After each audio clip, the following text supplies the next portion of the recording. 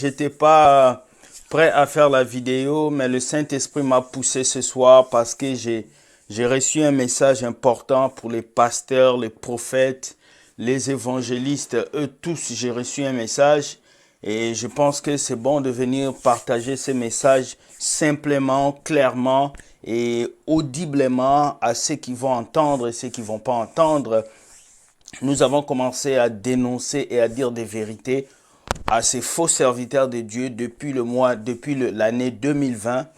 La première vidéo, c'était en 2020 où nous sommes venus dire aux pasteurs, prêchez la vérité, sinon vos églises vont être fermées. Vous avez vu, les églises ont été fermées partout. La deuxième chose, c'était on a venu parler pour la deuxième vague de coronavirus. C'est arrivé. Il y a beaucoup de choses qu'on a dites ici qui sont arrivées, pas parce que c'est nous, parce que Dieu a voulu que nous puissions dire. Permettez-moi de prier avant que je puisse attaquer cette vidéo qui va être bref, nette et vite fait. Seigneur, merci pour cette vidéo. Aide-nous à pouvoir comprendre ta parole. Permets-nous d'avancer et d'aller de l'avant. Au nom de Jésus, couvre-nous et dirige-nous. Amen. Voilà. Nous allons lire un verset biblique, s'il vous plaît.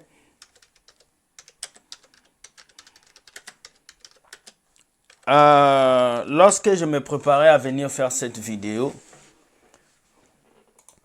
Dieu m'a amené dans le livre de 1 Samuel. 1 Samuel 16, verset 1. 1 Samuel 16, verset 1. La Bible nous dit, lisez bien, la Bible nous dit ceci. La Bible nous dit, l'Éternel dit à Samuel. Samuel était un prophète que Dieu envoyait pour aller parler aux hommes de Dieu, pour aller parler aux présidents. Dans l'Ancien Testament, nous voyons qu'il y avait des prophètes. Les prophètes étaient les yeux d'une nation. Les prophètes étaient des yeux d'une nation. Retenez ce que j'ai dit. Les prophètes étaient des sentinelles pour des nations. Quand Dieu avait élu des prophètes, c'était des personnes qui voyaient ce qui devait arriver dans le pays. C'était des personnes que Dieu avait suscitées pour que puissent dire au peuple, quelque chose arrive, préparons-nous. Il y aura un déluge, gênons. Il y aura tel problème, gênant. Alors, c'est comme ça que Dieu utilisait les prophètes avant. Les prophètes n'étaient pas là pour dire, tu vas te marier, tu vas voyager, tu auras beaucoup d'argent, fais sortir l'argent dans ta poche, fais sortir ça. Les prophètes de l'Ancien Testament ne faisaient pas ces histoires-là. Vous comprenez? Le prophète était quelqu'un qui annonçait des choses pour sauver des nations, pour sauver un pays, pour montrer au peuple de Dieu, président, je vois un danger devant. Aujourd'hui, les prophètes d'aujourd'hui ont fui leur responsabilité. Les prophètes ont fui la responsabilité de mettre le peuple de Dieu au courant de ce qui arrive spirituellement. Voilà pourquoi nos nations, nos pays ne sont plus dirigés par Dieu, parce que nos gouvernements ne font plus confiance aux prophètes. Parce que le prophète lui-même, il est dans le fétichisme. Le pasteur lui-même, c'est un féticheur. Donc, tout est cacophonie. Alors, le président ne peut même pas consulter les hommes de Dieu d'un pays. Alors, vous avez vu en France un ministre qui a eu un bon culot. Oui, papa politicien, je le félicite. Partagez cette vidéo, partagez parce que c'est important. Un ministre des Affaires intérieures qui est venu dire que l'Église est une menace pour la France. Et il est revenu, il a dit une phrase qui m'a vraiment pistoyé le cerveau. Il a dit, la loi de la République est supérieure à la loi de Dieu. Nous ne pouvons plus négocier avec ces gens-là. Ils doivent venir écrire que la loi de la République est plus grande que la loi de Dieu. Donc, ce ministre français dit aux pasteurs de l'église évangélique de venir signer leur partenariat au gouvernement français. Ça veut dire qu'ils vont se soumettre au gouvernement. Pourquoi? Parce qu'il y a eu trop de liberté dans vos églises. Il y a eu trop de laisser-aller dans vos églises. Il y a eu trop de mécanisme dans vos églises. Quelqu'un qui est peintre en Afrique, il arrive en France, il devient pasteur. Quelqu'un qui est maçon en Afrique, il arrive en France, il devient pasteur. Il y en a même qui n'ont pas de diplôme. On ne sait pas où ils ont étudié. Ils ne travaillent pas. Ils passent toute leur vie à manger l'argent du peuple de Dieu, alors que les prophètes de l'Ancien Testament, les prophètes majeurs, c'était des personnes qui venaient prophétiser sur l'avenir du pays, qui venaient prophétiser sur l'élévation d'un pays. Les prophètes comme Samuel, ce sont des prophètes qui venaient dire des vérités au roi. Dieu les envoyait pour dire au roi, tu vas mourir. Pour dire au roi, tu vas faire ça. Ce sont ces genres de prophètes que Dieu veut pour vos pays. Tant que nos pays n'auront pas de prophètes matures qui vont essayer de dire au peuple de Dieu de se repentir, de voir ce qui vient devant, le peuple de Dieu sera toujours dans le confinement et dans la destruction. Corona vous a surpris parce que vous n'êtes pas des prophètes. Si vous étiez des prophètes, vous alliez voir Corona. Si vous étiez des prophètes, vous allez voir que les églises seront fermées. Si vous étiez des prophètes, Dieu vous avait montré ça. Mais vous êtes tellement distraits dans les dîmes, dans les offrandes que vous n'arrivez pas à voir. J'ai commencé à parler depuis 2020, février 2020. J'ai commencé à parler. Réunissez-vous, pasteurs. Parlez entre vous, réunissez-vous. J'ai commencé à parler. Malgré vos insultes, je suis venu sur Facebook. On a crié. Il y a des gens qui m'ont insulté. Je suis venu revenir. Repentez-vous, sinon le gouvernement va prendre la place. J'ai dit ça plusieurs fois. Je l'ai dit ça plusieurs fois ici. Voilà un ministre qui se lève pour dire que la loi de la République est plus grande que la loi de Dieu. Alors que dans l'Ancien Testament, c'est la loi de Dieu qui dirigeait la République. Aujourd'hui, c'est la loi de la République qui va vous diriger. Alors, je suis venu, je vais d'abord lire ça. 1 Samuel 16, verset 1 nous dit, « L'Éternel dit à Samuel, « Quand cesserais-tu de pleurer sur Saül ?» Dieu dit à un prophète, « Quand est-ce que tu vas cesser de pleurer pour un président? Quand cesseras-tu de pleurer pour Samuel? Je l'ai rejeté, afin qu'il ne règne plus sur Israël. Remplis ta corne d'huile et va, je t'enverrai chez Isaïe, Bethlémite, car je vis parmi ses fils celui que je désire pour toi. » L'Éternel dit à son prophète, ne pleure plus pour cet homme-là, je l'ai rejeté. Il y a beaucoup de prophètes ici. Tu sais que Dieu ne veut plus de ce président qui est dans ton pays. Mais tu ne dis pas la vérité. Tu sais que Dieu ne veut plus les choses qui se passent dans le pays. Mais tu ne parles pas. Toi, la vision que tu as, tu es pour Donald Trump. La vision que toi tu as, c'est pour Biden. Mais Dieu t'a dit, va dire aux politiciens de ton pays qui gèrent mal le pays, qui doivent arranger le peuple. Mais tu ne dis pas parce que tu as peur d'être chicoté. Tu as peur d'être chicoté. Samuel n'avait pas peur d'être chicoté, malgré que Saül était un roi. Mais Samuel, il intercédait. Mais Dieu voyait ce que Samuel ne voyait pas. Beaucoup de personnes, des hommes de Dieu, vous êtes rejetés. Avant de faire cette vidéo, j'ai vu quatre salles. Première salle, c'était écrit A. Deuxième salle, c'était écrit S. Troisième salle, c'était écrit R. Et quatrième salle, c'était écrit A encore. Le A de la première salle, c'était admis. Le S de la première salle, c'était sorti. Admis, ce sont les hommes de Dieu que Dieu est en train de préparer en cachette. Il ne va pas regarder l'âge. Il ne va pas regarder la culture. Dieu est en train de préparer des vrais serviteurs de Dieu, des pasteurs de la fin des temps, qui viendront annoncer l'évangile sans demander vos dîmes, qui viendront annoncer l'évangile. Ils n'auront pas besoin de vos dîmes, ils n'auront pas besoin de vos offrandes, ils n'auront pas besoin de bâtir des hôtels. Ces serviteurs de Dieu qui sont dans le A, ce sont des serviteurs que Dieu a préparés pour qu'ils puissent venir annoncer le retour de Jésus. Ils sont jeunes, ils sont grands, ils sont enfants, mais l'Esprit de Dieu sera sur eux, comme Dieu dit, l'Esprit du Seigneur, je répandrai mon esprit sur toute chair. C'est sur ces serviteurs-là de A. Ils seront remplis d'onction à un tel niveau où ils vont parler au président de la République. Ils vont commencer à annoncer des choses sur des nations. Ils vont commencer à annoncer des choses sur des grands pays. Et les gouvernements de ce monde vont se plier pour écouter ce qu'ils vont dire. Deuxième, j'ai vu la lettre S. C'est sorti. Dans la lettre S, j'ai vu une salle où tous les anciens pasteurs, tous les vieux pasteurs, tous ces gens qui sont passés dans les scandales, ils étaient à l'intérieur de cette salle. Et ils étaient assis avec leur sac. C'est comme s'ils attendaient pour aller dans un voyage. Et c'était bien écrit sur cette salle, c'était écrit « Je les ai rejetés ». Il y a des gens que vous voyez aujourd'hui qui vous prêchent. Ils sont pasteurs, mais ils sont dans cette salle-là où c'est S. Ils sont sortis du ministère.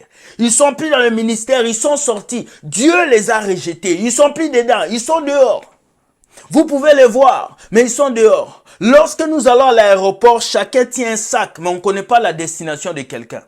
Alors c'était comme ça dans cette salle. Beaucoup de pasteurs que vous connaissez, ils étaient dans cette salle où c'était écrit S. Après ça, j'ai vu la lettre A. La lettre A là, c'était encore la lettre A, c'était encore admis. C'est encore une autre génération de personnes que Dieu va toucher dans les coins, dans les pays où le christianisme n'est pas bâti. C'est dans ces pays-là que Dieu va toucher des gens. Il y a des personnes qui seront spécialement envoyées dans les pays où le christianisme n'est pas accepté. Ils vont affronter les choses pour rentrer, pour prêcher l'évangile de Dieu, pour aller annoncer l'évangile. Et dans la dernière salle, j'ai vu le peuple de Dieu qui est fanatique de ces pasteurs qui étaient dans la salle S. Tous ces enfants de Dieu qui n'écoutaient pas les vérités que les gens disent. Tous ces enfants de Dieu qui continuent à être des fanatiques de pasteurs. Je les ai vus dans la 4e salle.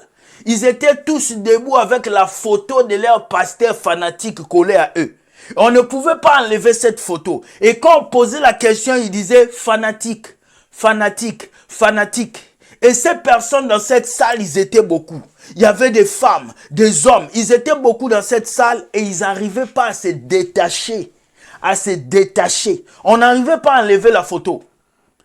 Et après, il y a comme quelqu'un qui appelait et ils ont appelé les gens qui étaient dans la salle S, les pasteurs déchus, et ils ont appelé leurs fanatiques, ils les ont mis dans un avion et ils sont partis. Et ce sont les serviteurs qui étaient dans le AA qui sont restés. Le serviteur qui était dans les S et dans le D, les pasteurs là avec leurs fanatiques, ils sont partis. Le message que j'ai à donner ce soir, ne soyez plus fanatiques d'un homme de Dieu. Ne soyez pas fanatique d'un homme de Dieu, sinon vous allez tomber avec eux. Ne soutenez plus les gens pour soutenir. Soutenez Jésus. Cherchez la face de Dieu. La vision que je vous ai expliquée va se réaliser. Il va arriver un temps où un pasteur va mourir avec ses fidèles. Il va arriver un temps où les fidèles vont mourir au nom de leur pasteur parce qu'ils veulent aller marcher. Vous allez mourir et vos âmes seront attachées à cet homme-là qui vous a amené dans le mal.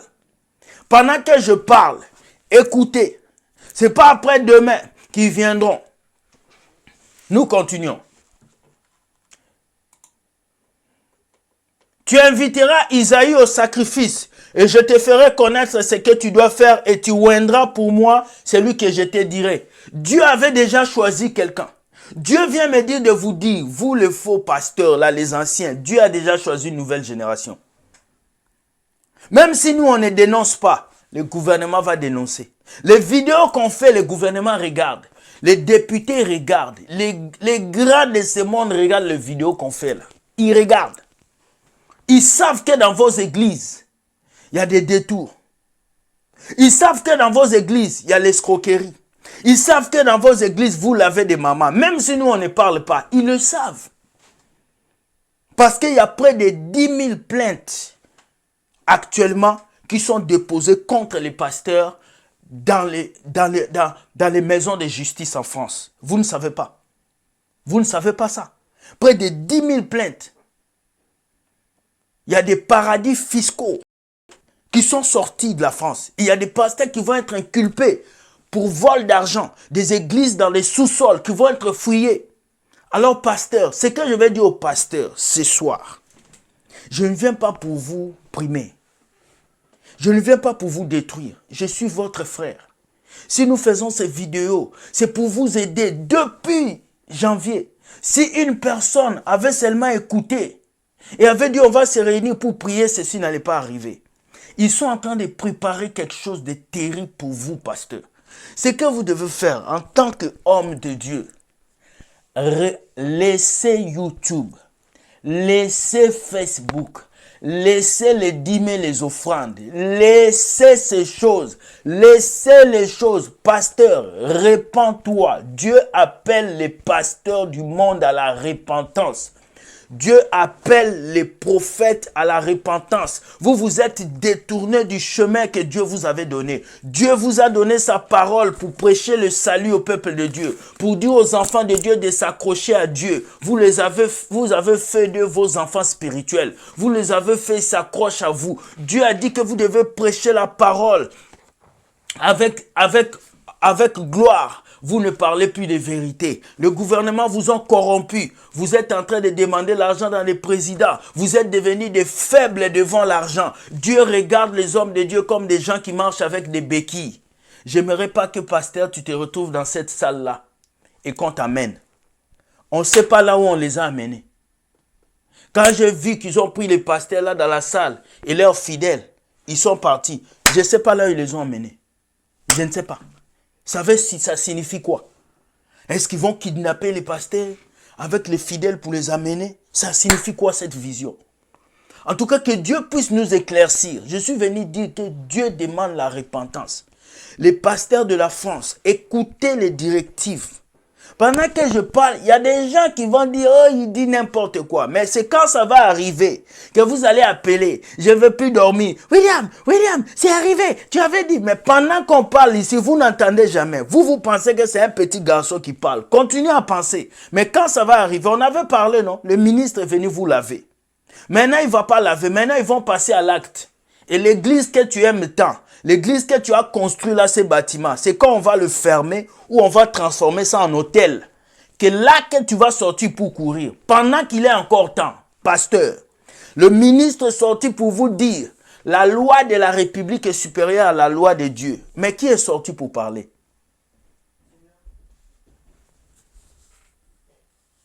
Qui s'est exprimé? Personne. Personne ne s'est exprimé. Personne. Vous qui tapez la poitrine, nous sommes les hommes de Dieu. Qui s'est exprimé? À part Daniel Virginie.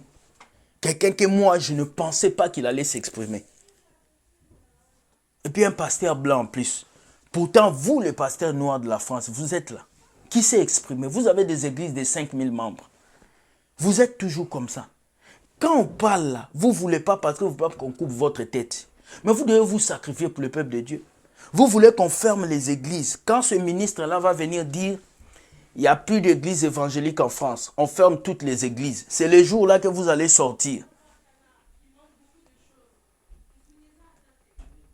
Vous allez commencer à manifester. Non. Changez. Voici le message que j'avais. Les pasteurs de la France, vous devez organiser un mois de prière. Un mois de prière.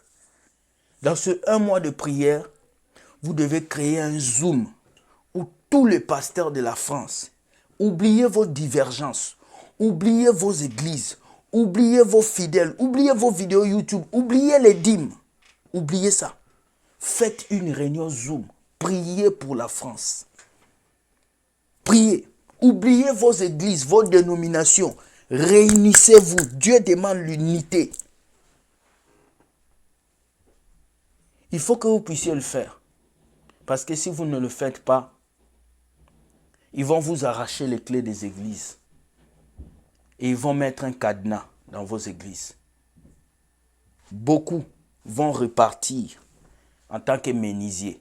Beaucoup vont repartir en tant que maçons. Beaucoup vont repartir dans leur vie passée. Beaucoup vont repartir. Repentez-vous et écoutez l'oracle et la voix de Dieu pour vous. Je ne suis rien. Un petit garçon qui vient parler à ses grands frères. Un grand frère qui va écouter. Ça va aller. En Afrique, on dit, Mwana muki abeta rambunda, ba kolope babinaka. Ça veut dire, un enfant joue au tam-tam, les grands peuvent danser. Si vous faites comme ça, plus vous allez être orgueilleux, plus les lois vont s'augmenter. Moins vous allez vous retirer priez, mettez-vous en alliance. Dieu va renouveler votre huile et votre onction. Parce que l'onction que vous avez là, ça ne vient pas de Dieu. Vous avez trop gâté l'église. Vous avez trop détruit la maison de Dieu. Alors Dieu veut renouveler les choses. Changez, pasteur. Revenez à Dieu. Voici le message que j'avais ce soir. S'il vous plaît, partagez ce message dans le monde entier. S'il vous plaît, soyez bénis. Que Dieu vous garde. Merci beaucoup et bye. Merci Seigneur pour ce message. J'espère que je n'ai pas été orgueilleux ni hautain. Je suis venu transmettre ce que tu as voulu pour tes enfants. Fais que ces pasteurs, tes enfants puissent te connaître. Fais qu'en écoutant ce message, qui s'élève des maisons de prière en France, des réunions de prière, l'amour des hommes de Dieu, pour que cette loi ne passe pas. Car si elle passe, beaucoup des hommes de Dieu vont avoir des problèmes. Si cette loi passe, beaucoup d'églises vont avoir des punitions. Ne punis pas tes enfants. Oui, je sais qu'ils ont mangé des dîmes. Je sais qu'ils ont mangé des offrandes. Je sais qu'ils ont violé des sœurs. Je sais qu'ils ont lavé nos mamans. Je sais, Seigneur, qu'ils ont utilisé l'huile d'onction. Je sais, Seigneur. Mais Seigneur, nous les avons dénoncés. Et là, nous avons la peine pour eux. Sauve ton peuple. C'est vrai que l'orgueil peut s'élever, mais sauve ton peuple. Au nom de Jésus-Christ. Amen. Voilà, je fais mon travail. Je partageais le message. De même que j'avais dit à Montréal, c'est à vous de faire le travail. Envoyez la vidéo à vos pasteurs, qu'ils prient. C'est lui qui va m'insulter. Quand ça va arriver, ne m'appelez pas, parce que je ne veux pas prendre le téléphone. Voici l'heure. On dit, on bat les fers quand il est chaud. Voici le temps où vous devez vous lever, vous les pasteurs, c'est maintenant. Ce n'est pas quand on va voter la loi, c'est maintenant. Maintenant. Parmi tous les pasteurs, juste un seul s'est levé. Juste un seul. Daniel Vilgini s'est levé pour parler. Vous, vous êtes où? Tous les grands pasteurs de la France, toutes ces grandes églises, vous êtes où? L'avenir de vos business, oui, est-ce que vous appelez ça business, de vos boutiques là, est entre vos mains. Si vous ne vous levez pas maintenant, vous allez voir. On a parlé. Soyez bénis. Bonne soirée. Ciao.